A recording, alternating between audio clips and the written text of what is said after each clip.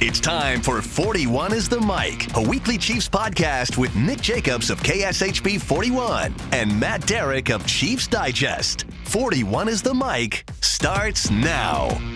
Welcome, everyone. Chiefs are winners again. 5-3 on the season, 3 in a row, 3 blowouts in a row, and 28-7 winners over the Commanders on Monday Night Football. I am Matt Derrick from Chiefs Digest, alongside walk-off enthusiast Nick Jacobs from KSHB 41.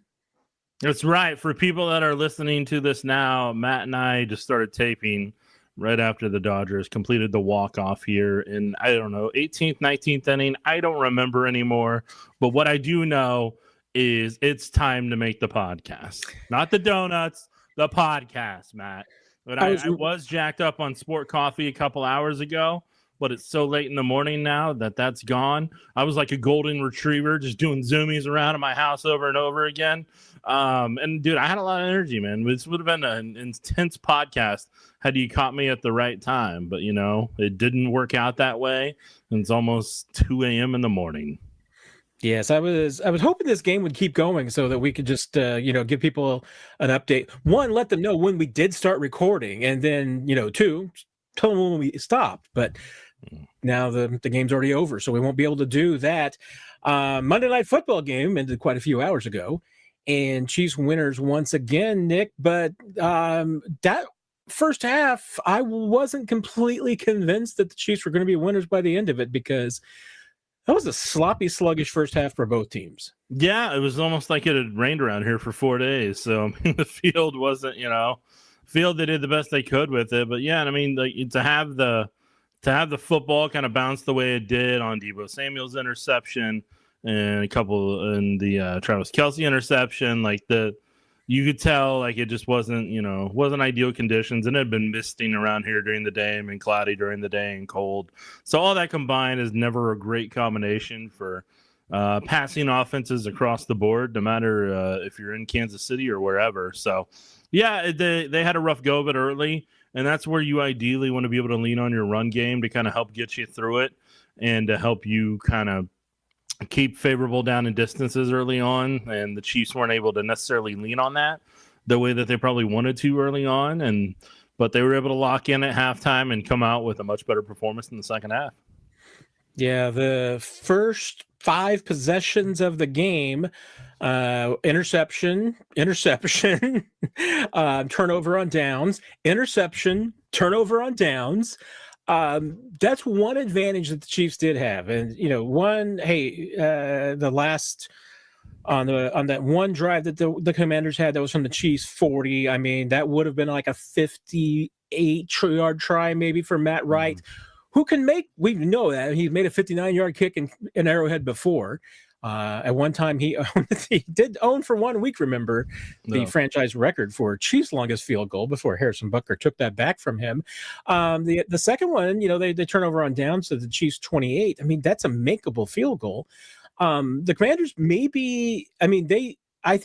Dan Quinn knew that he needed touchdowns to win this game. Field goals weren't going to win it. So they swung for the fences. But as a result, they went to halftime 7-7 ball game when everything you looked at, they were plus turnovers. They were winning third downs at that point. They had more yardage than the Chiefs. Washington missed an opportunity to simply take a lead and have a lead at halftime. Would the game have played out differently? I don't know, but it would have been a different story at least.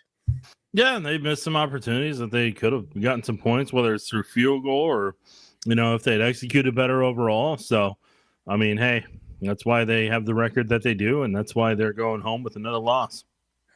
And so both teams played a draw, essentially, in the first half. They both get to the one score, 7-7 ball game. And then the Chiefs did what the Chiefs do, Nick. I mean, they come out in the second half and seem to remember who they are, and offensively took over this football game, defensively took over this football game.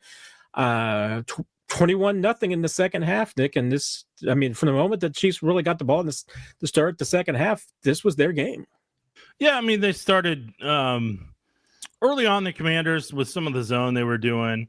They were really wanting to keep everything in front of the sticks and really drive on the football and drive on the Chiefs and kind of really clutter up the middle with some of the zone it looked like they were doing from TV broadcast. Coach's film will give a better indicator overall what they were trying to do, but it seemed like they were forcing the Chiefs to methodically go down the football field, and that at times wasn't obviously working for the Chiefs. And then the Chiefs were able to kind of expand some things. The Commanders were really proud of their pass rush and thought they could be able to get home and make Mahomes uncomfortable there for a little bit, and that he would have to get the ball out quicker than he wanted. But there were some times where Patrick was able to buy time, especially in the second half, and that was a really big difference maker of helping them have some nice chain turning plays, as you would call it, and being able to really kind of take advantage of that and then be able to go punch it in 3 different times there in the second half. I don't have the numbers yet, but and I didn't count them this time during the game.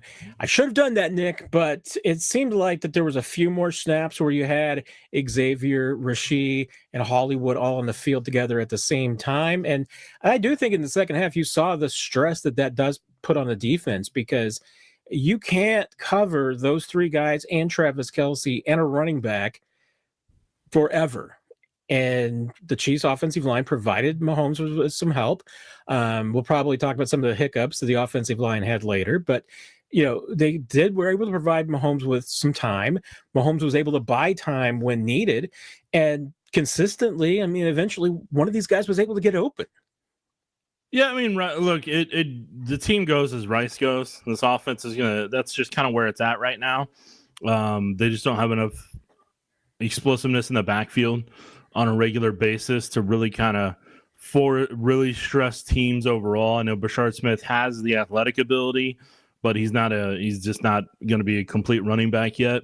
You're going to have a handful of packages for him on the perimeter and in that regard, and some screen passes and stuff like that. And that's really where you can kind of get him involved, and you can also line him up at receiver and try to utilize him that way, because he does have the receiving background. So they have that unpredictability if they want to, but it's the game, and the game plan itself is typically going to go through with Rashee Rice, his ability to get open, his ability to catch stuff in space and be able to get upfield and kind of get that yak and everything. So the way that the Commanders were defending him early, I'm intrigued to kind of look at in the coach's film. But what really kind of seemed like it really kind of catapulted them and really gave them that jolt was obviously when they did kind of a variation of Wildcat with the read option with Rice and kind of punch that in.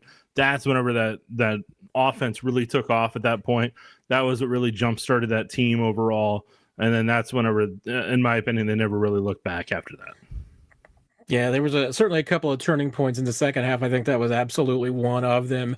Since we're on the offensive side, talk about offense, let's stick with there and what were some of the good performances tonight. If it wasn't for one play, Nick, that was a pass from Mahomes to Kelce from -1 yards early, Patrick would have had a 300-yard game and Travis would have had 100 yards. Instead, Mahomes 299 yards, 3 touchdowns. He does have the 2 interceptions. I'm only gonna probably put one of them on him. Obviously, there was the bobble that Travis had that turned into an interception. Kelce, 8 targets, 6 catches, 99 yards, and the touchdown. Throw in Rashee Rice, perfect night, 9 of 9 on targets and receptions, 93 yards and a touchdown, plus the 12 yards rushing. So he goes over 105, goes to 105 in scrimmage yards. 3 really solid performances from those guys, except for, once again, the bobble that turns into the interception. From an offensive perspective, I guess more than anything else, kind of for me with Mahomes and whenever he's getting outside of the pocket and everything and being able to work in that regard, to be able to get the ball to Noah Gray a couple of times. And then when he had the no-look pass that to Gray, I believe it was to Gray, looking at Kelce, but through to Gray there, and he had the no-look right there, and Joe Buck and Troy Aikman had no idea that it happened. They had no idea it happened. They go to commercial break. They come back. Still have no idea when they see the replay. Just absolutely no idea. And if you're going to pay a top-notch crew on Monday Night Football, they need to notice those type of intricacies and be able to showcase those. But I mean, either they were working remotely or they just didn't care. One of the two. And then they've got an awful rules analyst on there that is just maddening to listen to, especially if it's a team that you have a vested interest in. It's one thing if like it's kind of in passing and it's on in the background, but you're not intensely involved in every single play of how it goes and how it's doing and everything, because then you kind of know the intricacies of that team, and to hear them continually butcher them or not be able to properly tell the story of who either team is. I can only wonder what it was like for Commanders fans and what they were maybe experiencing or thinking in that on that aspect of it. But man, that Monday night broadcast, that is something that I hope I don't have to listen to any more Monday night broadcasts with the Chiefs on it this year. It wasn't all hits. There were some misses. Honestly, I mean, and you know what? I mean, maybe it was just the mood of Monday night at Arrowhead on October 27th, Nick, because everybody kind of had some hits and misses. Chiefs run game had some hits and misses. I mean, there were some good moments. There were some ugly moments too. Look, I mean, with the Chiefs run game, that's what it's going to be for this year. That's just kind of what you have from an athletic ability perspective. So if you get Pacheco going north-south, he'll be fine. When he's got to make a couple moves or stretch it out, like that kind of negates what ability he has and where his strength is as a runner. So I mean, that's who he's going to be. So you have to call runs that are based on that and allow him to kind of really get momentum, build up steam, and then try to run over some people. That's his style. That's who he is. And it's a contract year, so he's trying to prove that he could do it and be durable in that regard. I mean, Kareem's inside the tackle power runner. Like, he's got the vision. He just doesn't have the same burst athletic ability that he did back in 2017, nor is he supposed to, because he's been in the league almost, 8 to 9 years at this point, and he's, inching close to, the early 30s. So, like, that's just the reality of what that's going to be.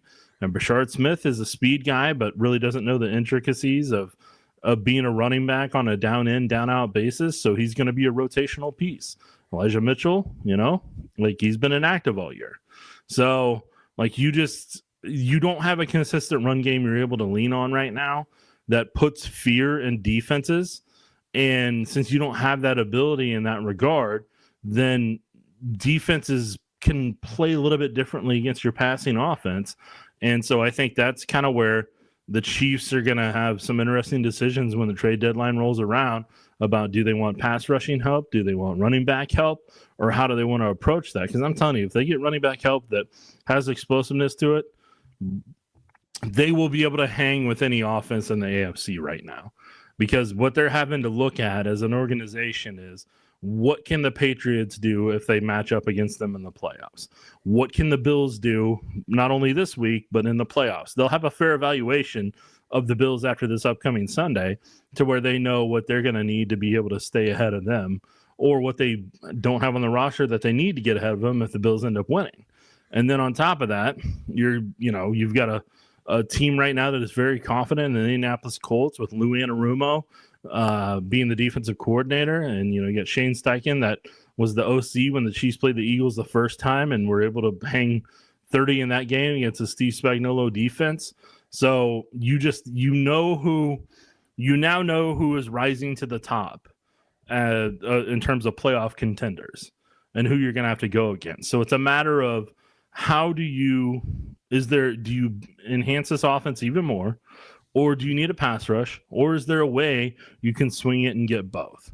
So that's just something that it's going to be interesting to see what the Chiefs do ahead of the trade deadline.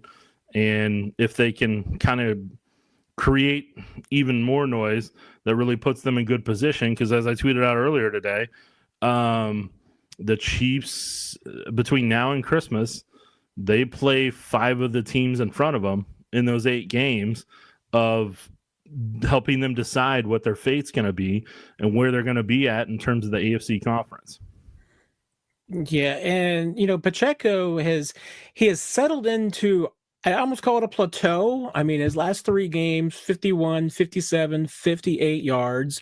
The 58 yards he had tonight, season high. Had longest run of 13 tonight. His longest run of the season is 16. He's never been a breakaway runner. I mean, his longest career run is 48 yards, but at least in each of his first 3 seasons, he's had runs of more than 30 yards. Not more than 16 so far, and we're halfway through the season. I mean, this is week 8. We are halfway through the year, and we still haven't seen the Pacheco of old since the ankle fracture last year, the fibula fracture last year, and dislocation that's really come back yet. And like you said, I mean, the Chiefs, the one thing that they just seem to be missing is that explosive piece out of the running back, and maybe they'll find that solution at the trade deadline. We've got a November 4th deadline coming up. That's something we're going to be talking about too. I'm just intrigued because it does at this point, looking at the numbers, feel like maybe Isaiah has hit his plateau. It's just now the question is, can he push beyond that? I know one way you can force it. If you bring in competition that forces him to push himself to a new level. Just like whenever Patrick Mahomes got drafted and he pushed Alex Smith to his best career year, when you have legitimate competition that forces you to be even better, then you can push that plateau. But I mean, right now Pacheco's pushing, Pacheco's doing what he can, but maybe there's an opportunity, if there is a trade that can be made or a running back that can be brought in, that maybe he helps push Pacheco to a new level in a contract season to where Pacheco gets the most out of what he can for this year. And also maybe because of that, maybe defenses start playing differently, and then Pacheco gets to see some different looks maybe, and maybe the Chiefs run game, if they have another running back in there that can kind of complement Pacheco overall, maybe that helps Pacheco and that opens up some additional lanes for him. But above all else, it allows Brashard Smith to have yet another running back that he can learn from a potential vision perspective, from a speed. How do you set it up? How do you do this? How do you do that? So I know I've been a big proponent of it for over a year. I know people are going to get tired of hearing it, but when I see an opportunity right now for this Chiefs offense to be just as good as they were in 2018, you got to take it. So, I mean, you're going to have to be able to score against what I've seen from the AFC. So, like, that's just reality. And if I'm not mistaken, Brashard Smith had a 15-yard run that was wiped out on the Rashee Rice holding call. That 15-yard run would have been I believe the Chiefs' second longest run of the season from scrimmage. So, by a running back. So yeah, but I mean, Rice free Brashard Smith. Yeah, but I'm just telling you, the hold Rice had is the reason that got to 15 yards on the run. So it is what it is. All right. Obviously another piece of the run game, piece of the passing game as well, offensive line. What did you think tonight? Because the Chiefs were playing without 2 starters technically, with Jalen Moore still starting for Josh Simmons, who's absent, and no Trey Smith with the back issues this week. So Mike Caliendo filling in. Yeah. What did you see, at least on first glance? I know you'll have additional thoughts when you see the all-22, but what did you think after watching the game tonight? Yeah, early on, it took him a little bit to get into rhythm in terms of pass protection for Jalen Moore, because the end was working on Jalen Moore to get him nervous on his kick step, to get him upfield and get him turned a little quicker than probably Jalen Moore wanted. And the end was timing that, because then he would take his hand and put it on his inside shoulder and stretch, and kind of fully extend his arm out. And he was trying to time it well enough to where when Jalen was in half of his kick step at that point, then he could push him even more and either, get him off balance to where he wouldn't be able to recover or things of that nature. And then so what Jalen was able to end up doing, Jalen got a little bit calmer with his kick step at times. And then he knew that guy was going to keep tacking the inside shoulder. And then he just took it, he just waited and then buried him. So, and I'm not talking necessarily on the ground, but like, okay, you want to go inside? I'll let you go inside. And now I'm going to control you. And so Jalen got better as the game went along.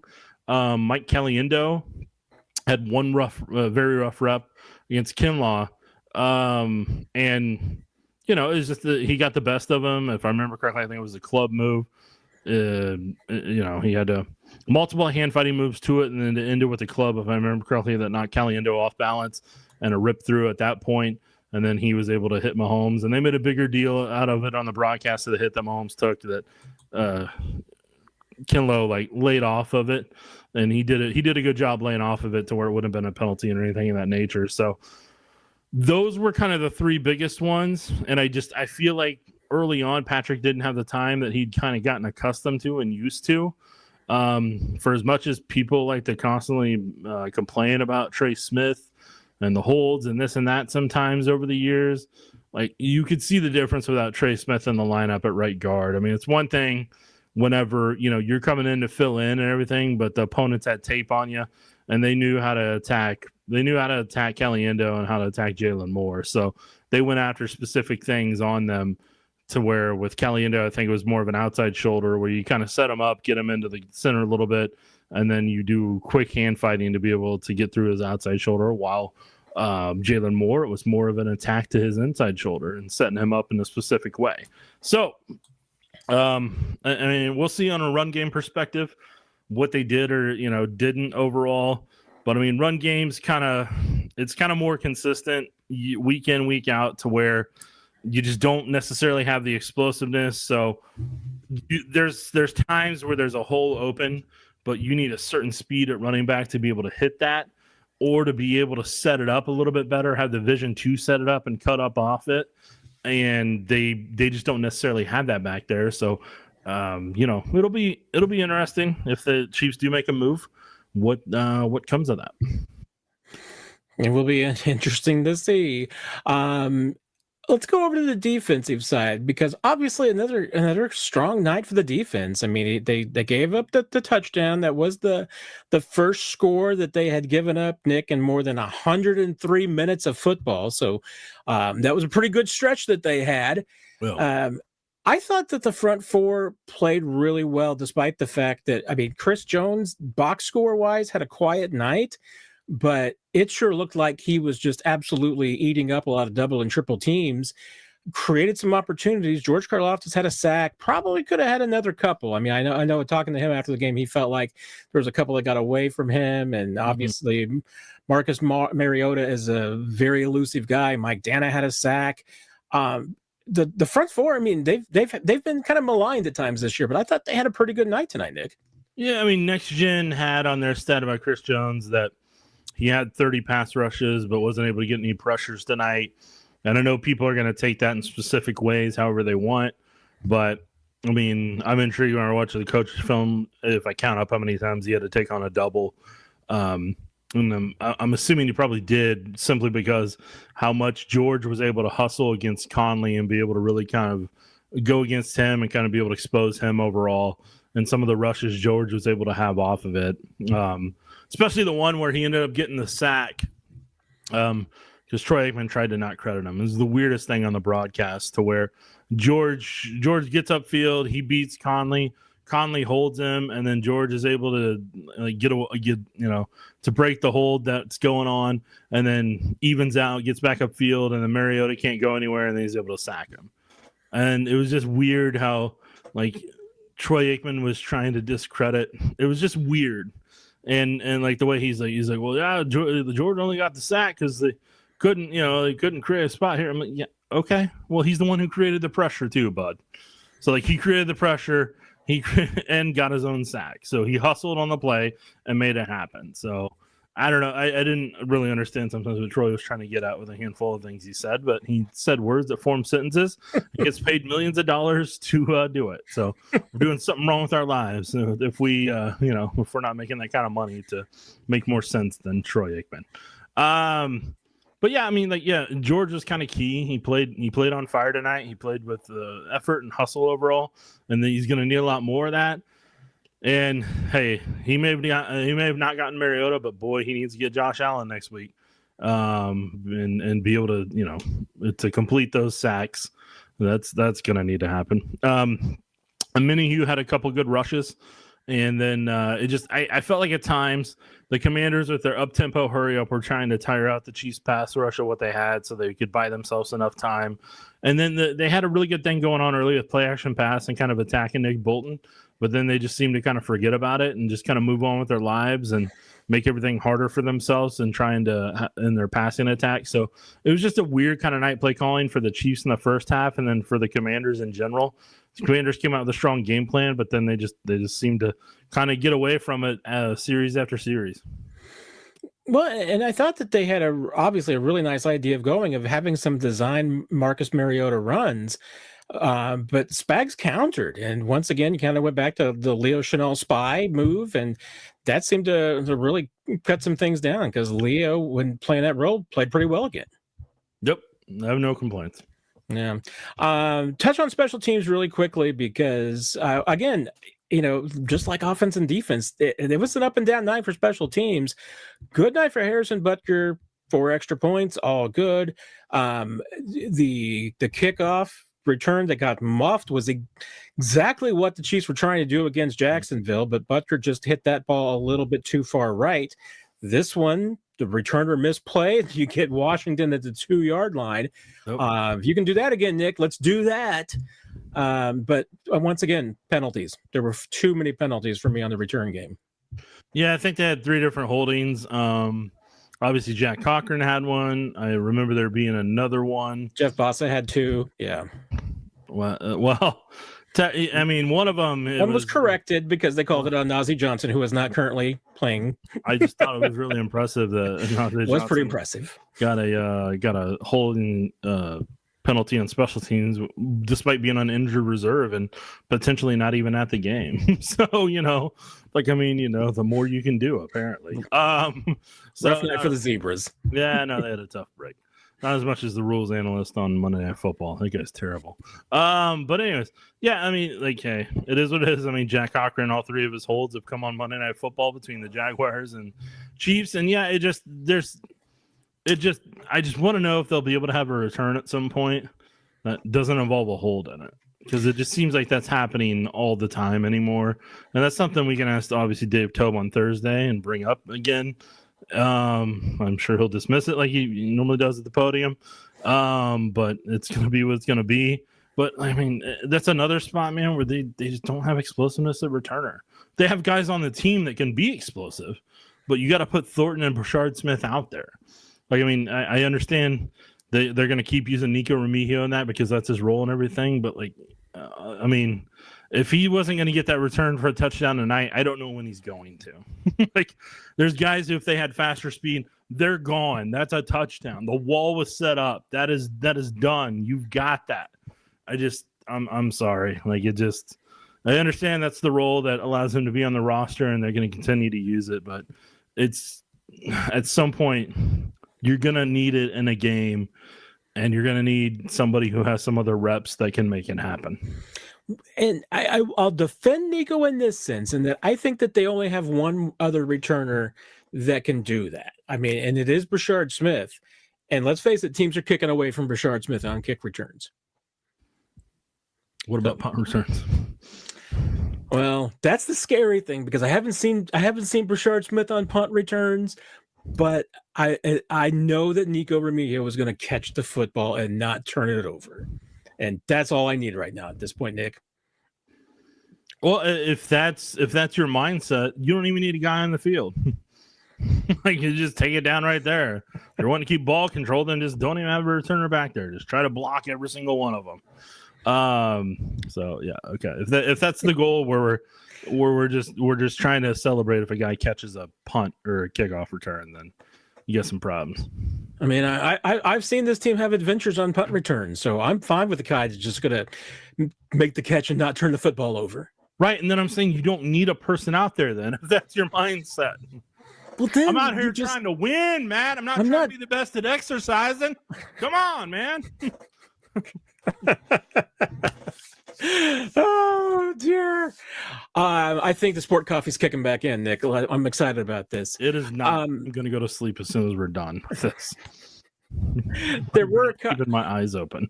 Yeah, Andy Reid did not note any injuries after the game. There were probably a couple of things that popped up during the game that we'll probably want to be monitoring on Wednesday.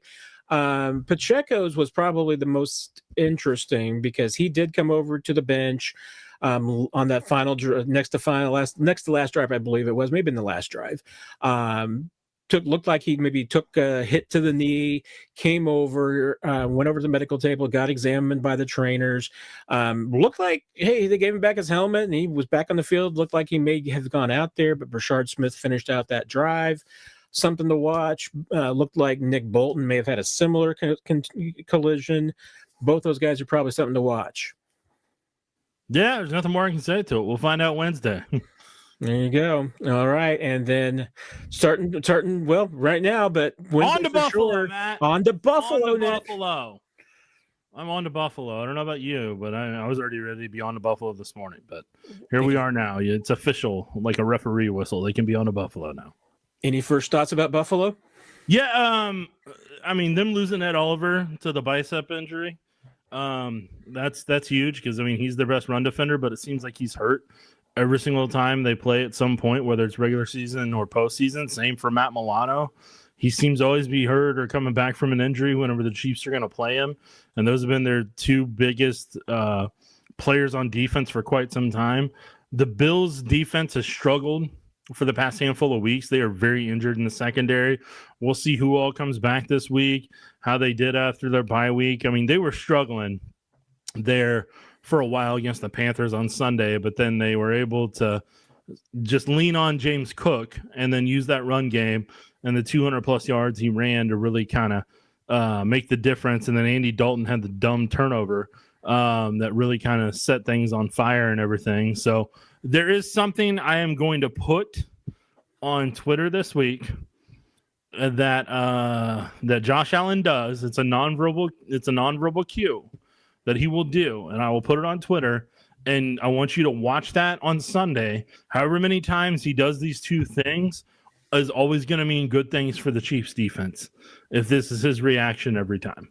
So we'll see if that option becomes available. And when I get a chance to fully watch the Panthers game, I'm also going to look then too and see if he did it and how many times he did it in the Panthers game early on when he got sacked and everything. So it'll be interesting because the Bills, they're in a situation too where they don't have a legitimate receiver. That's the reality of the Bills right now. They just don't have a legitimate wide receiver. And that's something that I'm curious to see if they go out and trade for ahead of the deadline, because that's what they're going to need. If they're really serious about the Super Bowl, like that's something that the Bills desperately need in that offense, because they're not getting it with the wide receiving group they've got. Yeah, I mean, the 40 points were a nice bounce back from Buffalo after a couple of games where the offense really struggled and a couple of losses. The 9 points against Carolina that the defense allowed doesn't really impress me, because Carolina's, I mean, not that strong of a team, especially with Andy Dalton at the quarterback. Yeah. That's not, I mean, this is something that, and you mentioned Ed Oliver being banged up. I mean, this Bills defense has been a disaster this season. I don't think it's fixed because they gave up 9 points to Carolina. We'll see what happens next. What I'm going to be interested in, Nick, is that once again, I mean, we've talked about it every year. The Buffalo Bills win the regular season matchup and the Chiefs win in the postseason. And what's really interesting to me is that we're coming off 3 games where we have been watching Andy Reid be aggressive and creative. Will they stay with that next week against Buffalo, Nick, or is Andy Reid going to sandbag them and be more worried about winning the war into January and not worrying about the November battle? I think right now this is the game where you want to send a message to the rest of the AFC.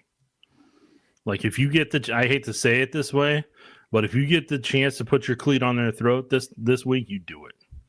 And you have no apologies about it. And then you come up with even more creative stuff come playoff time when that's available. Because you want to put that doubt in the Bills' head. This is upcoming Sunday, that not only do you not have a chance in the postseason like you have for the past handful of years, you don't even have it in the regular season anymore. Because there's a lot of doubt in that Buffalo Bills locker room and their heads, and you could see it in that Falcons game. You can see it in the Patriots game. You could see it in a handful of games to where they're not fully bought in. They had the magical elixir this week with the Panthers win, but the Chiefs can bring them back to reality if they want to. And if the Chiefs play a similar physical brand of football like they did against the Lions, but do it against the Bills, they are going to terrify a lot of teams in the AFC after this week if they go out to Buffalo and put up a statement win and have just a decisive victory like they did against the Lions. If the Chiefs can do that, then there's going to be a lot of people saying, uh-oh, SpaghettiOs, or whatever they may say, because they are nervous that the Chiefs aren't even hitting their stride yet. And if the Chiefs go out and they make some crazy move here in the next week on top of beating Buffalo decisively, then there's going to be even more people that are going to be nervous that they're about ready to get taken to church. Well, when you've on the other side of the bye week, you've got Denver and Indianapolis waiting. Yeah, that would be nice to send a message and make those two teams doubt themselves with the Chiefs coming up next. You're not wrong, Matt. And for anybody wondering, I am recognizing Halloween this week with my pumpkin t-shirt. Everybody, thank you very much for joining us for this one. As always, we appreciate it if you hit the bell and subscribe. Do all that on YouTube. You like the video as well to help other people find it. Give us a 5-star review if you're listening to the audio portion of this on the platform of your choice. We always appreciate that. Tuesday night, Chiefs Digest Live Q&A. I don't know if I'm going to be able to talk Nick into joining us, but Matt, since you're going to keep bringing it up over and over again for people, but for the public, I've told Matt until he has 3 Q&As that are 1 hour, I will not be back. So that is up to That's Matt. fair. Matt chooses. And since I've told him that, he has gone, what is it, 2.5 hours, 3 hours, and I don't remember what the other one was, but I know it was more than an hour and a half. So it's like that calendar that says however many days without a workplace incident. Each time that Matt has the chance to get to 1, 2, or 3, it's still stuck in 0. Yeah, still struggling with that lightning round. But we did have a record last week at 3 hours. You can't use the word lightning round ever. I'm trying. I'm not. No, I'm saying you can't use the word. Like, it's not allowed. That's one of those forbidden words because it's just inaccurate. I have a lot of forbidden words and phrases that I'm not allowed to use anymore. Oh, that is an inside joke that is not going to be made public. So join me Tuesday night on the Chiefs Digest Q&A. And then next week after Buffalo Chiefs, we will be back in your stream with 41 is the mic. Everybody have a great week, and we will see you later. Will Matt go 3 hours in the Q&A on Tuesday? We'll find out. You've been listening to 41 is the Mic, presented by KSHB 41, your home of the Chiefs and Chiefs Digest.